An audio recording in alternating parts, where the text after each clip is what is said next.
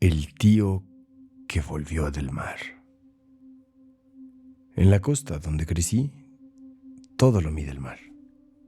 Los días por las mareas, las vidas por lo que se da y lo que se lleva.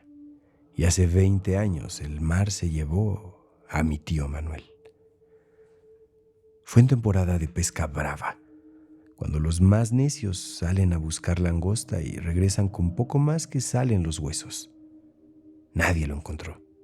Ni lancha, ni cuerpo, ni flotador. Solo una red rasgada y un remo a la deriva. Mi madre lloró por meses y después lo enterramos sin tumba. Una silla vacía en la mesa fue su despedida. Pasó el tiempo. Yo crecí, aprendí a remar, a vender lo que pescaba. Mi madre se hizo vieja. Mi hermana se mudó a Veracruz. El nombre de Manuel se volvió susurro, algo que se recuerda en voz baja para no tentar la tristeza. Hasta que regresó. Fue un martes por la mañana. El aire olía a camarón viejo y el mar estaba en calma. Yo estaba cortando carnada frente a la casa, cuando lo vi venir por la playa, descalzo, camisa abierta, mojado como si hubiera salido del agua segundos antes. «¿Mamá está?», fue lo único que dijo. Su voz era más grave, rara. Yo no lo reconocí al principio, pero mis piernas se debilitaron. ¿Tío?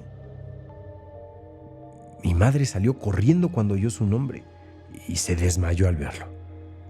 Lo dejamos entrar, le dimos ropa, le preparamos café, aunque no lo tocó. Solo se quedó sentado viendo las paredes como si no fueran las mismas. No decía mucho. Cuando le preguntamos qué había pasado, solo dijo: «Estuve en el fondo mucho tiempo, pero ya regresé». No había envejecido, ni una arruga nueva, ni una cana. Su piel estaba tersa, como si no hubieran vivido ni un año más. Pero sus ojos eran distintos, opacos, como si estuvieran bajo una capa de agua permanente. Dormía poco, comía nada. Por las noches salía al patio y se quitaba los zapatos. Se quedaba ahí, en silencio, como esperando que la marea subiera hasta los dedos de sus pies. Una madrugada lo encontré de pie frente al mar, solo, desnudo hasta las rodillas. El agua le lamía los tobillos. Murmuraba algo, un canto, bajo, un arrullo. Cuando le hablé se giró con una sonrisa, pero no era de alivio, era ausente, como si aún estuviera en otro lugar. Mi madre dijo que debíamos agradecer, que era un milagro, que el mar por una vez nos lo había devuelto. Pero algo en mí no podía creerlo del todo. Mi tío había vuelto. Sí, pero no como se fue. Al principio intentamos convencernos de que solo era el trauma. 20 años perdido, náufrago, tal vez con la memoria rota. Eso explicaría su forma de mirar fijamente la pared por horas, o de sentarse en la arena como si esperara instrucciones del viento. Pero había detalles que no encajaban. Uno de los primeros fue con los animales. Los perros del pueblo no lo querían, ni el nuestro. Un viejo pastor mestizo que había dormido a los pies de mi madre por más de 10 años. Cuando mi tío se acercaba, el perro gemía, temblaba, y si se le ocurría tocarlo, gruñía como nunca antes. Terminamos encerrándolo cada que Manuel entraba a la casa. Luego vino lo del pescado. Yo me levantaba cada mañana para salir a pescar. El mar había estado escaso, como de costumbre, pero una mañana, cuando regresé antes del amanecer porque había olvidado mis guantes, lo encontré a él, solo, en la orilla. El mar estaba lleno, No exagero, cientos de peces se mecían apenas a unos metros, flotando como si se hubieran rendido. No se movían, no huían. Yo jamás había visto algo así. Mi tío se adentró entre ellos, caminó con el agua hasta la cintura y empezó a meterlos en una red, sin prisa, sin luchar. Los peces se dejaban atrapar. Lo observé desde atrás. En su espalda, a la altura de los omóplatos, algo se movía bajo la piel, como un temblor, como si algo más habitara dentro de él. Esa noche no cené. Dije que estaba cansado, pero no dormí. A la noche siguiente lo seguí otra vez. Quería entender. Mi tío regresaba al mar cada madrugada, pero no solo para ver. Le hablaba. Era un murmullo constante, un idioma que no reconocía, lleno de chasquidos, de sonidos guturales, como si imitara el agua rompiéndose. Y algo, no sé cómo explicarlo, le respondía. La arena vibraba bajo mis pies y el viento se detenía. Y yo podía jurar que las olas no llegaban por impulso natural, venían a escucharlo. Le pregunté a mi madre si él había dormido, si recordaba cosas. Ella se enojó. Me dijo que era un milagro tenerlo de regreso y que mis dudas eran una falta de respeto, que yo debía aprender a perdonar aunque no entendiera del todo. Pero no era perdón lo que necesitaba, era certeza. Un par de días después lo encontré frente al espejo, desnudo, quieto. Estaba observando su pecho. Tenía una marca, como un corte seco y curvo que iba del ombligo hasta el esternón. Y de ahí algo brillaba. Eran escamas, una delgada capa como de pez, turbia, opaca. Me escondí antes de que me viera. Y esa noche soñé, aunque juro que no dormí. Soñé con una voz que me llamaba desde debajo del mar.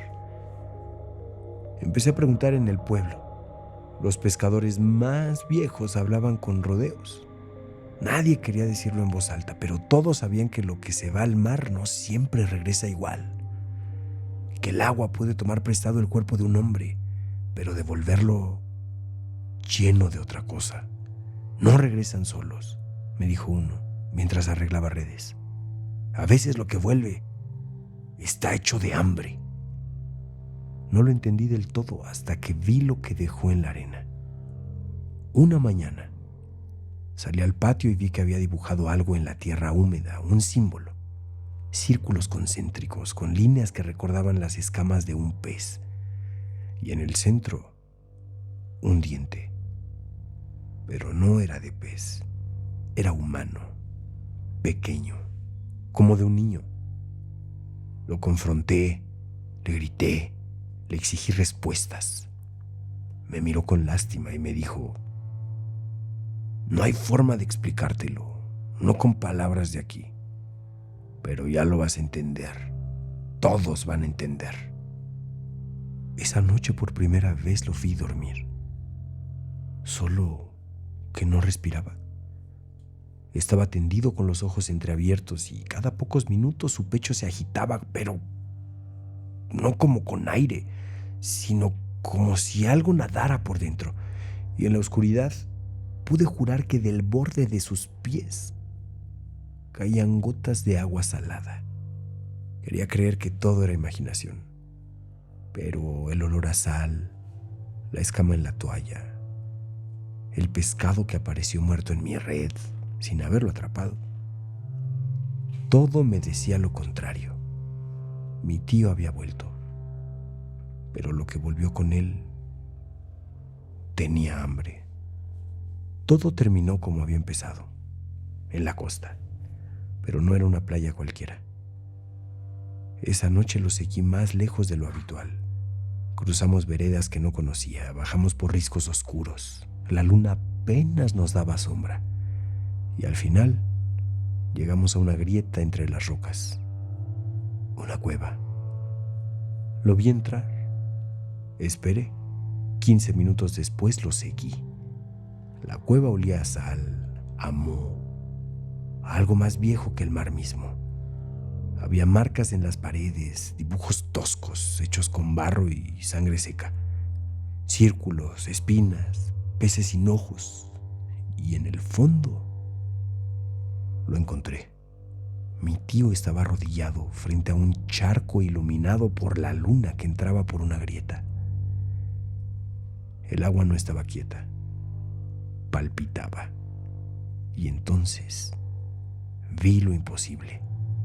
Una silueta bajo la superficie. No era un pez, no era un hombre. Era ambas cosas, y estaba despierta. Tenía el rostro hinchado, con membranas entre los ojos, brazos largos, dientes en el lugar equivocado. Me miró y me habló sin sonido. Lo sentí dentro del cráneo, una voz espesa, grave. Tu sangre también conoce el agua. Él me la ofreció. Está rica. Sabe igual a la de tu tío. Intenté huir, pero el agua no me dejaba. Sentía mis pies pesados, las paredes respiraban, y entonces lo entendí. Mi tío no se había ahogado, no había naufragado, había hecho un pacto, un intercambio. Su tiempo por conocimiento, su cuerpo por forma. Y ahora me tocaba a mí elegir. Logré escapar. No sé cómo corrí, me caí, sangré, pero salí. No conté nada. Dije que se había ido, que lo perdí entre la niebla. Nadie preguntó mucho. Nadie quería saber. Mi madre dejó de ponerle vela. Los del pueblo volvieron al silencio. Pero yo no pude olvidar. Porque hace unos días, al quitarme la camiseta después de pescar, noté una mancha gris junto a mi ombligo. Al tocarla, era áspera, como escama. Y desde entonces sueño con voces bajo el agua, con mi tío llamándome. Por las noches me despierto con los pies mojados. No hay agua en mi cuarto, ni lluvia. Solo ese olor salado. Sé que la cueva sigue ahí y que él todavía me espera. La marea sube y cada vez escucho más claro su voz diciendo: no huyas, tú perteneces aquí. Por siempre estaré esperándote.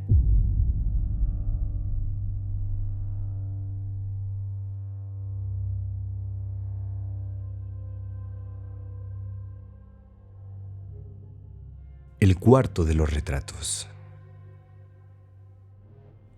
Nunca había trabajado para una familia tan antigua ni con tanto silencio. Me contrataron como restaurador por recomendación de un colega que ya no responde a mis correos. La oferta era generosa: estancia pagada, comida incluida, sueldo más alto del promedio. Solo había que pasar una temporada en la Hacienda del Valle, una propiedad escondida entre montañas, fuera del tiempo, lejos del ruido. Mi labor era clara: restaurar los retratos familiares colgados en una sala especial de la casa principal. Cuando llegué, el caserón me pareció un museo. Pisos encerados, ventanas que no abrían, puertas que crujían como si hablaran entre ellas. El aire tenía esa densidad de lugar antiguo, donde todo se guarda, pero nada se explica. Me recibió don Julián del Valle, el patriarca. Alto, impecable, voz suave. Movía las manos como quien ya no tiene prisa por nada. No dio la mano, solo inclinó la cabeza y me dijo: bienvenido, No es un trabajo fácil, pero es un honor. Me condujo personalmente a la sala de retratos. Una habitación larga, sin ventanas, iluminada por lámparas altas con luz cálida. Las paredes cubiertas de cuadros de tamaño real, todos enmarcados en oro oscuro. Hombres y mujeres de todas las edades vestidos con ropas de distintas épocas, pero todos con algo en común: los ojos. Todos los retratos parecían mirar directo al espectador, no con agresividad, con presencia, una intensidad que te hacía bajar la vista. ¿Han sido restaurados antes?, pregunté. Don Julián solo sonrió. Digamos que usted es el primero que se quedará el tiempo suficiente para terminar. Me instalaron en una habitación contigua con baño propio y vista al jardín. Por la noche la casa se volvía completamente silenciosa. Ningún televisor, ningún radio, solo el viento. Los empleados no hablaban mucho. Una ama de llaves mayor y dos jóvenes que servían la comida sin levantar la vista. Los pasillos siempre estaban limpios, las puertas siempre cerradas. Pero lo que más me inquietaba era esa sala. Durante el día trabajaba ahí, con pinceles finos, solventes suaves, luz regulada, y cada vez que levantaba la cabeza tenía la sensación de que algo se había movido, que los retratos me observaban con una atención distinta, como si esperaran algo. Una tarde, mientras limpiaba el marco de una pintura especialmente grande, una mujer con vestido rojo, rostro severo, ojos profundos. Noté algo detrás de la tela, en la parte inferior. Un hombre, oculto bajo capas de barniz antigua, y no era el que figuraba en el archivo. Lo anoté mentalmente. Esa noche, al revisar los registros antiguos que me proporcionaron en un cuaderno empolvado, vi algo extraño. Ningún retrato tenía la misma firma, ni un solo artista repetido. Pero todos estaban hechos con el mismo estilo, como si una mano hubiera pintado a todos bajo diferentes nombres, y cada uno con los mismos ojos, incluso los más antiguos. Al día siguiente, don Julián se acercó mientras trabajaba. Se paró detrás de mí, sin hablar. Estos retratos, le dije sin mirarlo, ¿usted los recuerda? ¿A cada persona? Pausó. Luego dijo: claro, son mi familia. ¿Toda? La necesaria. Y se fue. Esa fue la primera vez que sentí que mi llegada no había sido por azar, que no solo estaba ahí para limpiar pintura vieja, sino para algo más. Algo que todavía no entendía. Los días siguientes me perdí en el cuarto. La restauración pasó a segundo plano. Comencé a observar más que a limpiar, a registrar. Algunas pinturas eran claramente antiguas, de finales del siglo XVIII. Otras, con técnicas más modernas, databan de principios del siglo XX, pero todas compartían una inquietante unidad en los ojos, como si la misma persona hubiera pintado cada retrato a lo largo de los siglos. Y más inquietante aún, los rostros, distintos en edad, sexo y época, pero con una genética casi idéntica, pómulos similares, narices estrechas, mentones afilados. Era como mirar diferentes versiones de una misma familia depurada al extremo, cerrada sobre sí misma. Un linaje que no había dejado entrar sangre nueva en generaciones. Con el paso del tiempo comencé a notar cosas fuera de lugar. Un cuadro ligeramente girado respecto al día anterior, una boca más tensa, unos ojos antes serenos, ahora apenas entornados, como si sospecharan de mí. Al principio lo atribuía a la sugestión.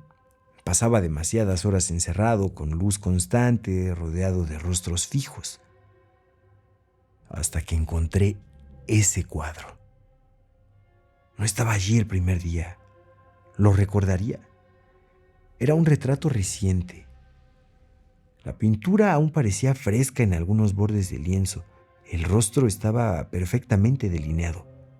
Don Julián, en su atuendo habitual, postura erguida, expresión estoica, pero sin ojos. Solo cavidades vacías, pintadas de un gris oscuro, como si alguien hubiera borrado los globos oculares con precisión quirúrgica. Sentí una punzada en el estómago. No sabía si era miedo o repulsión. Busqué a don Julián. Lo encontré en la biblioteca, de pie frente a un ventanal que daba al bosque. Su silueta parecía más delgada, más frágil que antes. Vi su retrato, le dije. Él no se giró. Ah, es bueno, ¿verdad?, respondió con voz suave. Le faltan los ojos. Entonces se volteó lentamente. Me sostuvo la mirada con una calma que dolía. Aún no está completo, dijo, pero pronto lo estará.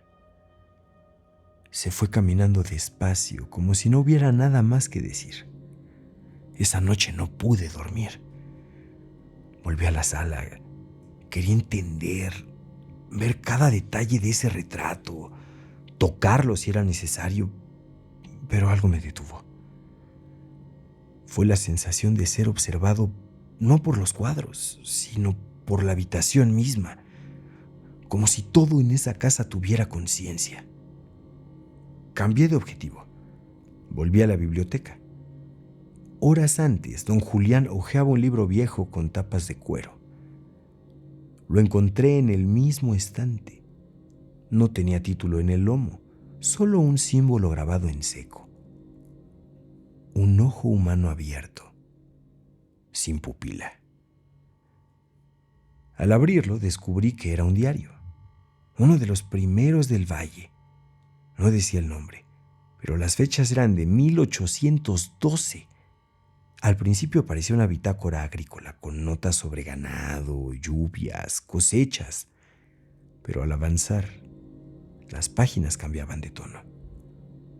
Frases sueltas, repetidas, como obsesiones escritas a solas en la madrugada. La herencia de la inmortalidad está en nuestra mirada. El cuerpo muere, la mirada se queda. Una página estaba marcada con una cinta seca, como si alguien quisiera que la leyera. Decía: el retrato es la transición, el ojo es el puente. La sangre preserva la carne, pero es la visión la que preserva el alma. Cerré el libro con las manos temblorosas. Todo comenzaba a encajar. El parecido enfermizo entre los retratos, la continuidad estilística imposible, el nuevo retrato de don Julián, incompleto, esperando. No eran pinturas, eran contenedores. No celebraban la memoria, prolongaban la presencia. Don Julián no me había contratado para restaurarlos. Yo estaba allí para presenciar su final. Y quizás, sin saberlo, para preparar el siguiente. Empecé a estudiar los cuadros de cerca, con lupa y lámpara de aumento. Los detalles eran imposibles para cualquier técnica moderna y menos para una pintura de hace 2 siglos. Un día, por instinto, apunté la luz directamente sobre los ojos de un retrato. La lámpara era fuerte, casi clínica, y fue ahí cuando lo noté. En el centro del iris había profundidad, no una ilusión óptica, una sombra real, como si detrás del barniz, dentro de ese espacio mínimo, hubiera algo tridimensional. Moví la luz, cambié el ángulo. Las sombras dentro del ojo también cambiaban. No era pintura, eran cavidades, volúmenes. Eran ojos reales. Busqué respuestas. Encontré un libro en la biblioteca, encuadernado, en cuero desgastado. Trataba sobre técnicas pictóricas en monasterios del siglo XVII. Una sección hablaba de una práctica prohibida: la incrustación de iris humanos disecados en retratos, fijados con resinas naturales para preservar la vitalidad de la mirada. No era simbólico, era real y llevaba siglos olvidada, hasta ahora. No volví a dormir bien. Mi respiración era más rápida. Sentía que los cuadros se tensaban a medida que comprendía que algo o alguien se preparaba. Una tarde, mientras limpiaba el marco de un retrato del siglo XIX, noté una línea en la pared apenas visible, como una hendidura. Toqué alrededor. Un clic. Un pequeño mecanismo se activó y parte del muro giró sobre sí mismo, revelando una puerta de piedra que no figuraba en ningún plano. Tomé una linterna y crucé. El pasillo descendía húmedo, con el eco de mis pasos como único sonido. Al fondo, una galería subterránea se abría en penumbra. Y ahí estaban ellos. Los cuerpos momificados de los retratados, vestidos como en sus retratos, cada uno con el rostro reseco, la piel pegada a los huesos y todos sin ojos, solo cuencas vacías. Una galería de carne muerta que aún miraba desde la superficie. Sentí náuseas, retrocedí. Y fue entonces que escuché la puerta cerrarse con un golpe seco detrás de mí. Me giré. Don Julián sostenía una pistola antigua con firmeza temblorosa.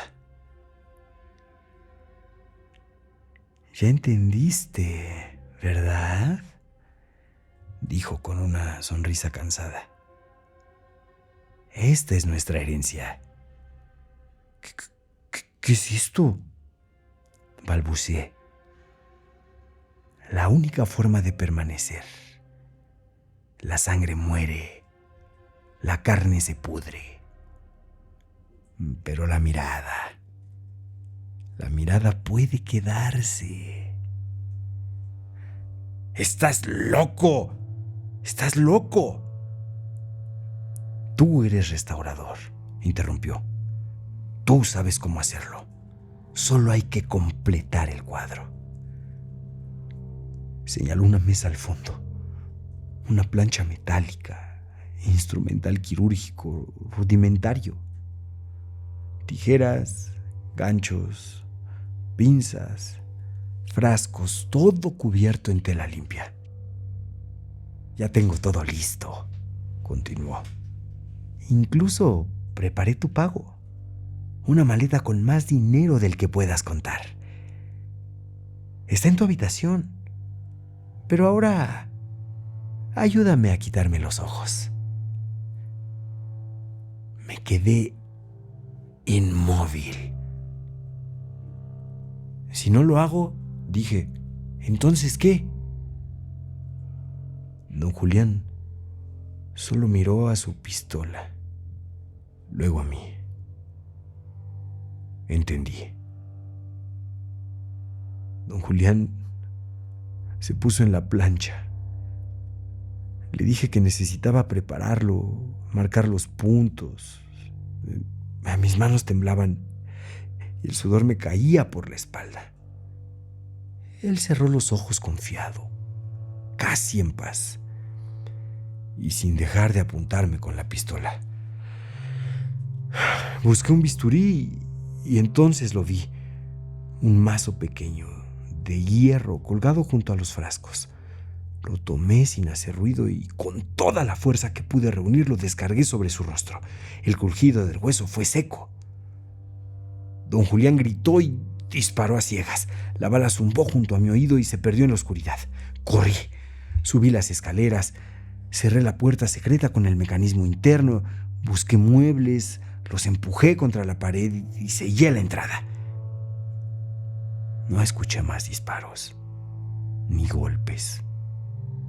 Solo el silencio. Tomé la maleta y hice las maletas. Me fui esa misma noche sin mirar atrás. No sé si lo maté, no sé si sigue allá abajo. No volví a la hacienda del valle. Pero hay algo peor. Desde entonces vivo con la certeza de que fallé, que no lo detuve del todo. Porque ahora, incluso en mi departamento, algo cambió. Las cortinas están cerradas, no hay cuadros suyos. Todo es moderno, limpio. Pero a veces, al ver una fotografía en una revista, al pasar junto a un anuncio en la calle, al encontrarme con un retrato olvidado en una sala de espera, siento que me miran, no como imágenes, como presencias. Los ojos parecen seguirme, fijarse en mí con esa misma paciencia enferma que conocí en la hacienda, como si supieran algo, como si recordaran, como si en algún lugar una pintura incompleta todavía me buscara y ya supiera exactamente dónde encontrarme.